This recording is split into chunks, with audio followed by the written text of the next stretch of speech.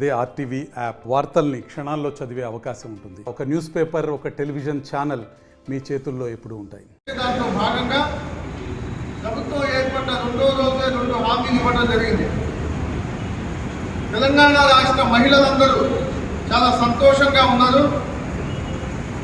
అలాగే ఆరోగ్యపరంగా 10 లక్షల రూపాయలు రాజీవ్ ఆరోగ్యశ్రీ పేరిట చేస్తున్నటువంటి పథకం ఏదైతే ఉందో అది సంపూర్తిగా అమలవుతా ఉంది. దాంట్లో భాగంగా ఇంకో 2 హామీలు ఈ వారంలో ఇవ్వడానికి, గ్యారంటీని అమలు పరచడానికి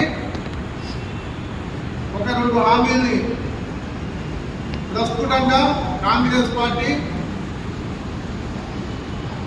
ముఖ్యమంత్రి వర్యులు రేవంత్ రెడ్డి గారు, ఉప ముఖ్యమంత్రి బట్టి విక్రమార్క గారు 200 యూనిట్ల ఉచిత విద్యుత్, అదే రకంగా గ్యాస్ సిలిండర్పై 500 రూపాయలు, 500 రూపాయలకే గ్యాస్ సిలిండర్ ఇచ్చేటట్టుగా 2 పథకాల రూపకల్పన జరిగింది. దాని మీద కసరత్తు జరుగుతూ ఉంది. ప్రజల వద్ద నుండి ఆధార్ కార్డు లింక్ చేయడానికి ఆదేశాలు జారీ చేస్తున్నారు. ఇలాంటి సందర్భంలో అసెంబ్లీ ఎన్నికల్లో ఓడిపోయి కనీసం 100 రోజుల్లో మా హామీలు 6 గ్యారెంటీలు అమలు చేస్తామని చెప్పేసి విషయాన్ని కూడా మర్చిపోయి ఒక్కొక్కళ్ళు ఒక్కొక్క రకంగా ఫ్రస్ట్రేషన్కి గురైపోయి ప్రజలు ఏదో లక్కీగా రేవంత్ రెడ్డి గారిని సీఎం చేశారు అని చెప్పేసి మాట్లాడటం చాలా విడ్డూరంగా ఉంది. ప్రజాస్వామ్యమైనటువంటి భారతదేశంలో రాజ్యాంగ హక్కులకు లోబడి కాంగ్రెస్ పార్టీని ప్రభుత్వంలో ఉండవలసిందిగా ప్రజలు ఆదేశించారు. ప్రజలు ఎన్నుకున్నారు కాబట్టి ఈరోజు కాంగ్రెస్ పార్టీ ప్రభుత్వం ఏర్పాటు చేసి పేద ప్రజలకు కావాల్సినటువంటి ఏదైతే గ్యారంటీలు ఆ రోజు ఆల్ ఇండియా కాంగ్రెస్ కమిటీ నుంచి శ్రీమతి సోనియా గాంధీ గారు, ప్రియాంక గాంధీ గారు, రాహుల్ గాంధీ గారు ఇచ్చారో ఆ హామీలను నెరవేర్చడానికి ఈరోజు తెలంగాణ రాష్ట్రంలో మంత్రులందరూ కూడా సమాయత్తం అవుతా ఉన్నారు. ఈ సందర్భంలో ఫ్రస్ట్రేషన్కి గురైనటువంటి నాయకులు 2014 కంటే ముందు తమ స్థాయి ఏంటి, తమరు ఎక్కడున్నారు, యూనివర్సిటీలో స్టూడెంట్స్గా ఉన్నటువంటి వాళ్ళు పార్లమెంట్లో చట్టసభలో అడుగుపెట్టి 5 సంవత్సరాల పాటు పూర్తి కాలం చేసి మళ్ళీ ఒక 5 సంవత్సరాలు అసెంబ్లీ శాసనసభలో కాలు మోపి అక్కడ 5 సంవత్సరాలు చట్టసభలో అడుగుపెట్టి రాజ్యాంగం లోబడి ఉన్నటువంటి పదవులు అనుభవించి ఈరోజు చెప్పు తీసి చూపించడం, మాట్లాడే భాష చూసినట్లయితే ప్రజాస్వామ్యం అపహాస్యం పాలవుతా ఉంది. ప్రజలు వేసినటువంటి ఓటుకి కనీసం మర్యాద లేకుండా నోటికొచ్చినట్టు మాట్లాడటం. ఆ రోజు తెలంగాణ రాష్ట్రం ఇచ్చింది కాంగ్రెస్ పార్టీ. ఈ దేశానికి స్వాతంత్రం తీసుకొచ్చిన పార్టీ తెలంగాణ రాష్ట్రం ఇచ్చింది.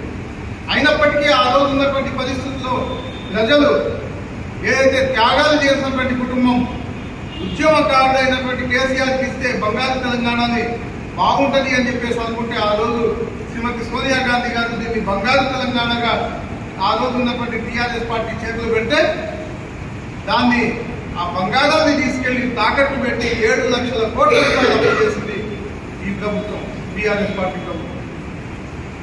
దాంట్లో నుంచి బయటపడటానికి కాంగ్రెస్ పార్టీ ప్రభుత్వంలో రాగానే అనేక సంస్కరణలు చేస్తూ ఏ రకమైనటువంటి ఆదాయంతో పేద ప్రజలకు, పేద వర్గాలకు నష్టం జరగకుండా ఏ రకమైనటువంటి ఆదాయంతో ఈ అప్పులు తీర్చాలి, ఏ రకంగా ఈ తెలంగాణ రాష్ట్రాన్ని ముందుకు తీసుకెళ్లాలి, 6 గ్యారంటీలు ఏ రకంగా అమలు చేయాలని చెప్పేసి ఆలోచన చేస్తూ పోతున్నటువంటి కాంగ్రెస్ పార్టీ నాయకుల మీద చెప్పులు చూపించడం అనేది అదే ఏదో సింహాసనం కుక్క కూర్చోబెట్టినట్టుగా ఏదో మాట్లాడటము, ఇలాంటి మొత్తం వాళ్లకు ఫ్రస్ట్రేషన్కి గురై మాట్లాడుతున్నటువంటి మాటలు.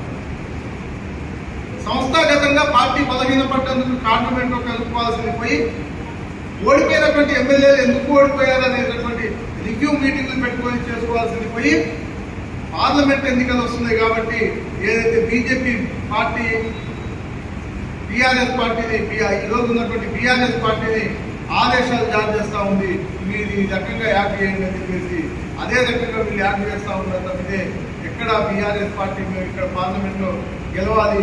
ప్రజలకి మేము చేసినటువంటి నష్టం గురించి వచ్చి ఒప్పుకొని మేము తిరిగి ఇలాంటి పని చేయము, ఏదైతే ప్రజలకు అవసరమైందో అదే చేస్తాము, చట్టసభల్లో ప్రజల పక్షాన్ని మాట్లాడతామని చెప్పేసి ప్రతిలాంటి ఓట్లు ఎక్కుకోవాల్సిన పోయి ముఖ్యమంత్రి వర్యులైనటువంటి రేవంత్ రెడ్డి గారి మీద, ఉప ముఖ్యమంత్రి గారు బట్టి విక్రమార్క మీద నోటుకొచ్చాక అవాకులు చవాకులు వెళ్తే కాంగ్రెస్ పార్టీ కార్యకర్తలు చూస్తూ ఊరుకోరు, ఖచ్చితంగా తగిన గుణపాఠం చెప్తారు. రేపు పార్లమెంట్ ఎన్నికల్లో కూడా ఒక్కటంటే ఒక్క సీటు కూడా రాకుండా టీఆర్ఎస్ పార్టీని పొందబెట్టడం ఖాయమని ఈ సందర్భంగా తెలుపుతా ఉన్నాను. అలాగే జిల్లాలో కూడా నాయకులు అర్థం చేసుకోవాల్సిన అవసరం ఉంది. జిల్లాలో ఉన్నటువంటి అన్ని సీట్లు కూడా కాంగ్రెస్ పార్టీ కైవసం చేసుకుందంటే ప్రజలు ఏ రకమైనటువంటి ఇబ్బందులు గురై అది జరిగిందో దాన్ని రివ్యూ చేసుకోవాల్సింది పోయి ఇక్కడ కూడా నాయకులు మాట్లాడుతూ ఉన్నారు. రైతు బంధు గురించి మాట్లాడేటటువంటి హక్కు వాళ్ళకి లేదు. ఎప్పుడో డిసెంబర్లో నవంబర్లో రావాల్సినటువంటి రైతు బంధు ఆనాడు ఇవ్వకుండా మళ్ళీ వాళ్ళే ఇచ్చినట్టు యాడ్ చేసి హరీష్ రావు గారికి పోయి ఒక స్టేట్మెంట్ ఇచ్చి ఎన్నికల కమిషన్ ఆపేటట్టుగా చేసి ఈరోజు అక్కడ బడ్జెట్ నిధులు ఏమీ లేకుండా చేసి మొత్తం ఖాళీకుండా మా చేతికి అప్పచెప్పి మీరు రైతు బంధు ఇవ్వలేదని చెప్పేసి మాట్లాడడం విధంగా ఉంది. ఖచ్చితంగా దాని మీద ఒక స్పష్టత కాంగ్రెస్ పార్టీకి ఉంది, కాంగ్రెస్ పార్టీ ముఖ్యమంత్రి గారికి ఉంది. అందుకే రైతు బంధు ఎకరా 2 ఎకరాలు 3 ఎకరాలు 4 ఎకరాలు 5 ఎకరాల వరకు ఇవ్వడం జరిగింది. ఖచ్చితంగా 4 హామీలు కాంగ్రెస్ పార్టీ చెప్పిన 6 గ్యారంటీల్లో 4 గ్యారంటీలు కూడా అమలుపరిచే దిశ 2 గ్యారంటీలు పూర్తిగా అమలైనవి. ఇంకో 2 గ్యారంటీలు అమలుపరిచే విధంగా కృషి చేస్తా ఉన్నారు. ఖచ్చితంగా ఈ నెలలో కూడా 2 అమలు అవుతాయి. అనుకున్నట్టుగానే 100 రోజుల్లో 6 గ్యారంటీలు అమలు చేయడం ఖాయం. మీరు దీన్ని బాగా ఫ్రస్ట్రేషన్ గురైపోయి మీరు పరిస్థితి కల్పించుకోవడం. మరిన్ని వీడియోస్ కోసం ఛానల్ ని సబ్స్క్రైబ్ చేయండి, లేటెస్ట్ అప్డేట్స్ కోసం వాట్సాప్ ఛానల్ ని ఫాలో చేయండి అండ్ లింక్ డిస్క్రిప్షన్ లో ఉంది.